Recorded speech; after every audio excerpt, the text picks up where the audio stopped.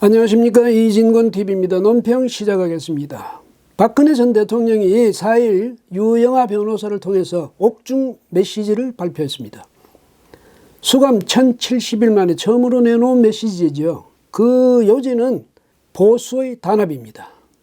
특히 이제 자신을 적극적으로 지지해왔던 태극기를 든 사람들을 향해서 서로의 차이, 또 메우기 어려운 간극에도 불구하고 거대 야당을 중심으로 힘을 모으라고 당부했습니다. 그러면 이제 그 당부를 그냥 받아들이면 될 텐데, 자유공화당이 이 메시지가 나오기 무섭게 미래통합당을 향해서 공천 작업을 중단하라고 주문했습니다. 이제 당대당 통합하자. 그리고 통합해서 새로운 통합정당이 이 공천 작업을 계속하도록 하자. 뭐 이런 뜻 아니겠습니까? 그런데 그건 현 시점에서 가능성 없는 좀 억지스러운 그런 주문 아니겠습니까? 그래서 유영하 변호사가 다음날 다시 부연 설명을 했습니다. 그거는 대통령 파리를 하지 말라는 뜻이다, 이런 말을 했거든요. 그러자 자유공화당이 또 바로 반박하고 나섰습니다. 그야말로 그건 박근혜 파리다, 이런 식으로 이제 반박을 했는데, 이렇게 돼가면 박 전 대통령의 그 당부가 오히려 보수를 분열시키는 요인밖에 더 되겠습니까? 참 이 점이 정말 답답합니다. 그리고 같은 맥락에서 유영하 변호사도 뭐 미래한국당에 입당을 했다는데요. 그러면 안 되는 겁니다. 이 메시지를 빌미로 해서 거기 들어가가지고 또 이제 비례 공천을 받아가지고 21대 국회에 가고 싶다, 그 말 아닙니까? 그거 안 되죠. 만약에 정말 그렇게 된다면 박 전 대통령의 메시지는 유영하 변호사를 위한 메시지밖에 안 되는 겁니다. 아무리 설명을 잘해도 소용이 없어요.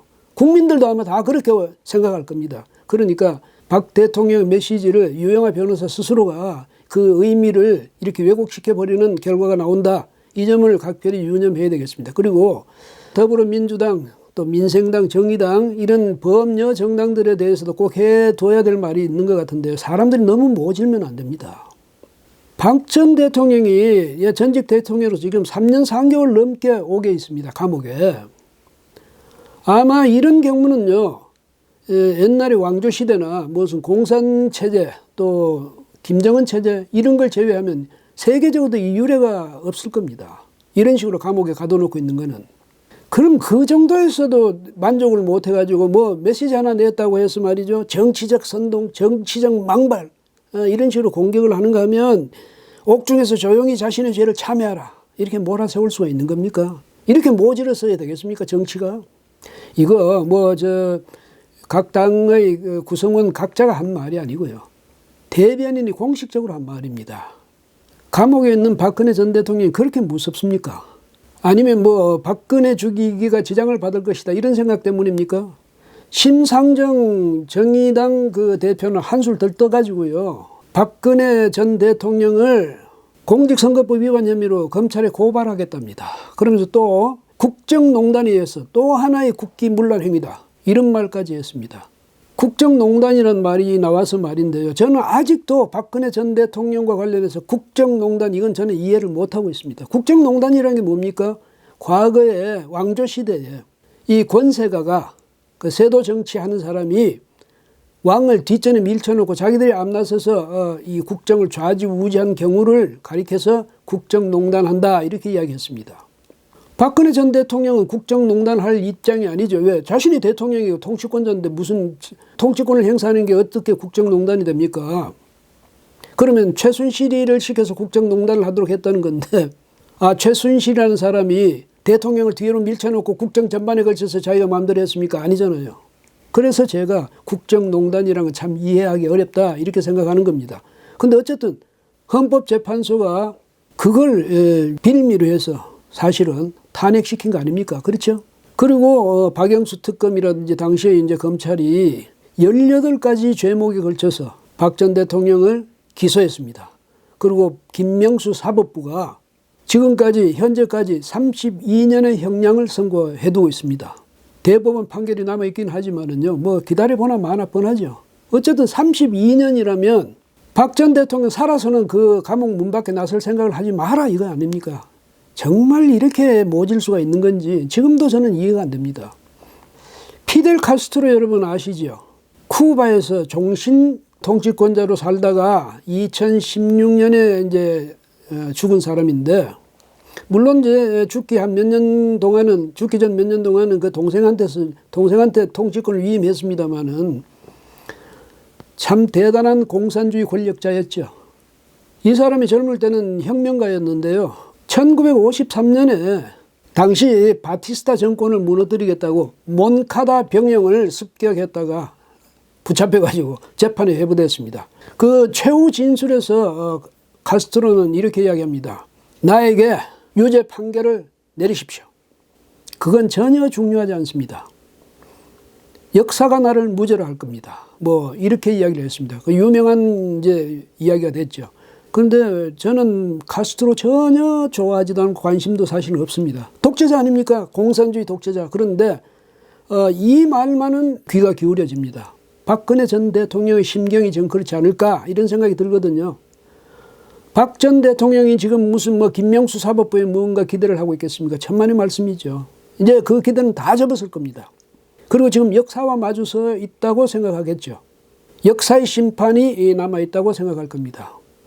이 점에 있어서는요, 문재인 대통령도 피해갈 수 없습니다. 그 측근이라는 사람들도 결코 피해갈 수 없죠. 그러니까 통치권자에게는 만약에 이제 박근혜 전 대통령과 같은 이런 경우를 당하더라도 이 대법원의 판결이 최종심 아닙니다. 역사의 심판이라는 그야말로 최후적인 심판이 따로 남아 있는 겁니다. 그냥 넘어가려고 생각하니까 도저히 이거는요, 그냥 넘길 수 없다 이런 생각이 들어서 한 말씀 드려야 되겠는데, 김정은이가요, 4일날 문재인 대통령한테 친서를 보냈답니다. 코로나19 위로하는 친서라네요. 또 문 대통령이 거기에 대해서 고맙다는 답신을 친서로 역시 보냈습니다. 우리를 놀리는 것도 아니고 이게 뭡니까? 바로 그 전날 김여정이 있잖아요.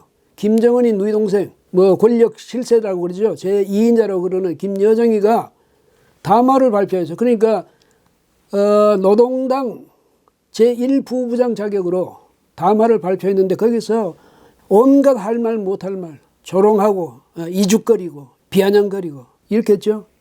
이렇습니다. 주제넘은 실없는 처사, 적반하장의 극치, 전응한 사고, 완벽하게 바보스럽다, 행태가 3살배기 같다, 이런 식으로 몰아세웠습니다.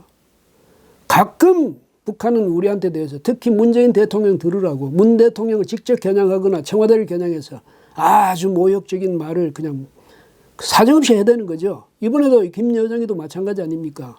이런데도 문 대통령 청와대 한마디도 대꾸 안 했어요. 문 대통령하고 김정은이하고 얼마나 친한지 저는 잘 모릅니다. 가끔가다 김 콤비인가 이런 생각을 하고 있습니다. 그런데 이거는요, 국민까지 같이 우롱하는 겁니다. 우리 5천만 국민까지. 문 대통령이 5천만 국민까지 같이 이렇게 조롱당하게 할 권리는 문 대통령에게도 없습니다. 그러니까 문 대통령이 만약에 김정은 체제가 우리를 이렇게 우습게 조롱하고 비아냥거리고 모욕 주고 할 그런 권리를 혹시라도 문 대통령이 주었다면, 아니면 그 빌미라도 주었다면 사과 받아내야 됩니다. 문 대통령이 김정은한테 사과하라고 좀 받아내세요. 정 그걸 못 받아내겠으면 문 대통령이 대신해서 국민들한테 사과해야죠. 국민은 이게 뭡니까? 왜 멀쩡하게 여기서 김정은이보다는 훨씬 몇십 배 더 나라를 잘 부강시켜 놓은 이 나라에서 국민 되어 살고 있는데 왜 김정은이 같은 저런 사람한테 우리가 모욕당하고 조롱당해야 됩니까? 그 문 대통령이 그럼 대신해서 사과하십시오. 국민한테. 예, 오늘은 여기까지 하겠습니다. 고맙습니다.